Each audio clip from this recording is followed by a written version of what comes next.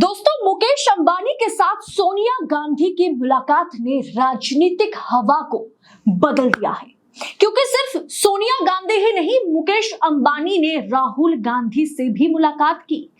जिस मुकेश अंबानी की 1 मिनट की कीमत करोड़ों का है, वो 1 घंटे तक सोनिया गांधी और राहुल गांधी से बातें की, जिसके राजनीतिक मायने अब निकाले जा रहे हैं। और ये राजनीतिक मायने मोदी जी के लिए बिल्कुल भी अच्छे नहीं है। आखिर 1 घंटे तक क्या सिर्फ शादी की इनविटेशन कार्ड देने में लग गया? ऐसा तो संभव नहीं है।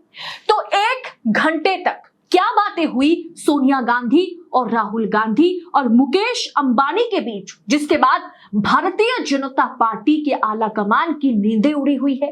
बताएंगे आगे आपको वीडियो में, तो वीडियो के आखिर तक बने रहिएगा।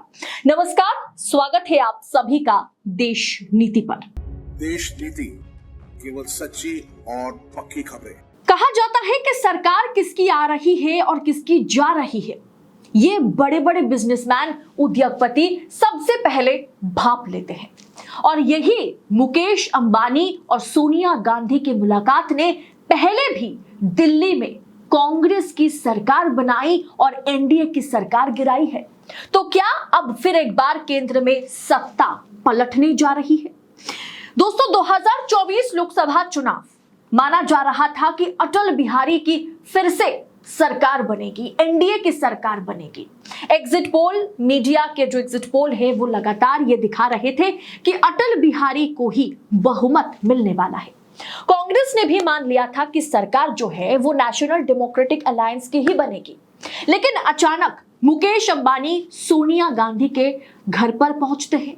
दोनों की मुलाकात ने खेल को ही पलट दिया और 2024 चुनाव को लेकर के जो प्रेडिक्शन, जो भविष्यवाणी मुकेश अंबानी ने की थी, वो सच साबित हो गया।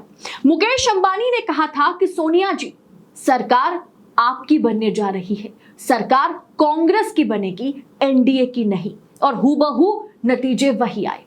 नतीजे में यह देखा गया कि कांग्रेस की, या आप कह सकते हैं कि यूपीए की सरकार बनी और डॉक्टर मनमोहन सिंह को प्रधानमंत्री बनाया गया। कि क्या वही फिर एक बार केंद्र में होने जा रहा है? दोस्तों, इंडस्ट्रियलिस्ट और राजनेताओं के बीच जो रिश्ते होते हैं ना, उसकी कोई गारंटी नहीं होती। आज अगर मोदी और अडानी में संबंध अच्छे हैं, तो ये बिगड़ने में भी वक्त नहीं लगेगा। कोई किसी के सगे नहीं है इस फील्ड में। और मुकेश अंबानी के केस में तो पूरा उल्टा है।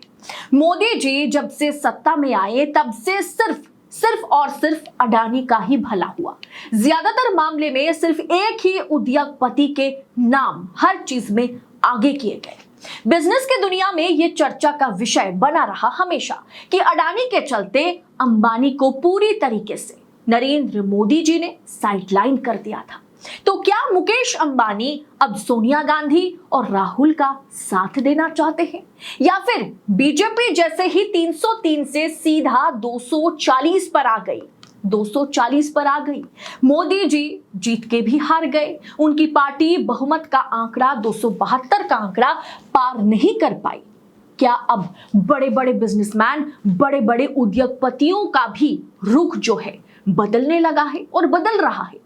जिस मुकेश अंबानी को 10 मिनट बैठने के भी वक्त नहीं होते, जब नेताओं की बातचीत की बात की जाती है, नेताओं में जब बैठकों का दौर जारी होता है, तो माना जाता है कि 2 नेता या 2 दल अगर आपस में 1 घंटे तक बात करते हैं, कोई भी राजनीतिक मीटिंग अगर 1 घंटे तक चलती है, तो उस 1 घंटे के मायने काफी हो जाते हैं। और जब देश के दिग्गज इंडस्ट्रियलिस्ट और दिग्गज विपक्षी नेताओं की 1 घंटे तक चर्चा होती है, और वो भी तब जब वो विपक्ष में हो, तो वो दिलचस्प हो जाता है। मुकेश अंबानी के छोटे बेटे अनंत अंबानी और राधिका मर्चेंट की शादी का जश्न शुरू हो चुका है। प्री वेडिंग का सिलसिला ही अभी तक खत्म नहीं हुआ, तो पता नहीं वेडिंग में क्या कुछ होगा। 12 जुलाई को दोनों की शादी के बंधन में दोनों बंध जाएंगे। इस शादी के लिए देश विदेश के नामचीन व्यक्तियों को निमंत्रण पत्र भेजा गया है। जस्टिन बीबर जो है वो आज ही दिल्ली पहुंचे। वहीं कुछ मेहमानों को खुद मुकेश अंबानी जाकर के शादी के लिए निमंत्रण कर रहे हैं। इस बीच गुरुवार को मुकेश अंबानी दिल्ली पहुंचे और उन्होंने आते ही सबसे पहले कांग्रेस नेता राहुल गांधी और सोनिया गांधी के घर पर पहुंचे। उनके दफ्तर नहीं या उनको किसी के हाथ से उन्होंने इनविटेशन कार्ड भिजवाया नहीं, वो खुद सोनिया गांधी और राहुल गांधी के घर पर गए और 1 घंटे तक इन तीनों में बातचीत हुई। जानकारी के मुताबिक यानी मीडिया में जो रिपोर्ट हुआ है इसमें यह है कि उन्होंने अपने बेटे की शादी का निमंत्रण पत्र उन्हें दिया है। लेकिन दोस्तों, समझने और सोचने वाली बात यह है कि उन्होंने हर किसी से मुलाकात महज 15 या 20 मिनट से ज्यादा किसी से उन्होंने मुलाकात की नहीं। वो किसी के घर पर नहीं बैठे और गांधी परिवार के साथ गांधी के आवास पर, सोनिया गांधी और राहुल गांधी के आवास पर वो पूरे 1 घंटे से अधिक समय बिताए। और इस मुलाकात के राजनीतिक मायने तो हैं। सूत्रों के हवाले से खबर यह आई कि इस मुलाकात में सिर्फ शादी पर चर्चा नहीं हुई, बल्कि राजनीतिक माहौल किस तरह से बदलता चला जा रहा है, किस तरह से देश की राजनीति पूरी तरह से पलट चुकी है, देश में अभी राजनीतिक पॉलिटिकल सिनेरियो क्या है, इस पर खूब चर्चा हुई। और जैसा मैंने आपसे कहा कि सोनिया गांधी और मुकेश अंबानी की मुलाकात इससे पहले भी भारतीय जनता पार्टी की सरकार गिराई है और कांग्रेस की सरकार बनाई है, तो क्या कुछ बड़ा उलटफेर हो सकता है? क्योंकि सत्ता में बने रहने के लिए किसी भी पार्टी को आज इंडस्ट्रियलिस्ट, बड़े बड़े उद्योगपतियों की जरूरत है। और किस तरह से अडानी के जरिए नरेंद्र मोदी दिल्ली की कुर्सी तक पहुंचे थे, इसकी कहानी हर कोई जानता है। और उसके बाद उन्होंने किस तरह से अडानी को फायदा पहुंचाया और बाकी सभी इंडस्ट्रियलिस्ट को उन्होंने साइडलाइन कर दिया, दरकिनार कर दिया, ये हमने देखा। ऐसे में क्या वाकई कांग्रेस के साथ मुकेश अंबानी के रिश्ते में सुधार आने की कोई गुंजाइश है? क्या सत्ता जो है वहां पर कोई बड़ा खेल हो सकता है? क्या मुकेश अंबानी का भरपूर सपोर्ट जो है वो पीछे के दरवाजे से अब कांग्रेस को मिलने वाला है? आपको क्या लगता है? इस मुलाकात पर आपकी राय क्या है? कमेंट कर अपनी राय हमारे साथ जरूर शेयर कीजिएगा। और आगे चल के अगर सत्ता पलटती है, क्योंकि वो इंडिया जो है वो अभी 237 पर है, बीजेपी 240 पर है, इतने सारे घटक दलों के सहारे नरेंद्र मोदी ने सरकार बनाई, टीडीपी मांगों पे मांगे रखती चली जा रही है, चंद्रबाबू नायडू लाल आंखें दिखा रहे हैं, नीतीश कुमार की तबीयत सही नहीं है, जेडीयू के जो तमाम बड़े बड़े लीडर्स हैं वो आपस में जेडीयू टूटती जा रही है, एकनाथ शिंदे नाराज है, महाराष्ट्र में सामने चुनाव है, वहां भी कुछ बड़ा उलटफेर हो सकता है। तो क्या ऐसे में कुछ बड़ा अगर खेल हो जाए तो उसमें मुकेश अंबानी का भी अच्छा खासा रोल होगा? आपको क्या लग रहा है?